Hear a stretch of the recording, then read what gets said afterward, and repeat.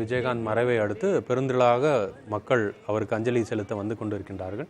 அங்கு கூட்ட நெரிசலை கட்டுப்படுத்துவதற்கு வாய்ப்பு இருக்கின்றதா, அவரது உடலை ராஜாஜி அரங்கத்திற்கு மாற்றுவதா என்ற ஆலோசனையில் தமிழக அரசு ஈடுபட்டு கொண்டிருக்கின்றது.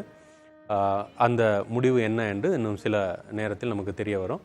தற்போது விஜயகாந்தின் சகோதரர் அளித்த பேட்டியை தற்போது பார்க்கலாம்.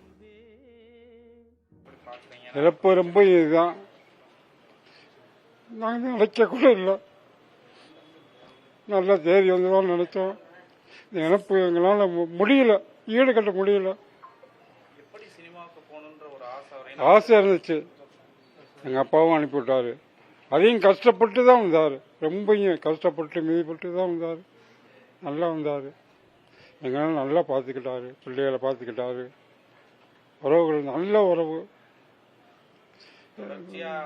போனாலும் எங்களை அப்படியே அழைச்சி தான் பார்ப்பாரு, ஆளான்னு தான் சொல்லுவார்.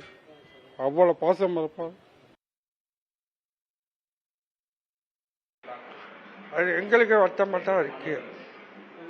எல்லாத்துக்கும் செஞ்சிருக்காரு. ரைஸ் மில் கம்பெனி ஏழைகளுக்கெல்லாம் செஞ்சிருக்காரு. இங்கே அடிக்கடி வருவார்,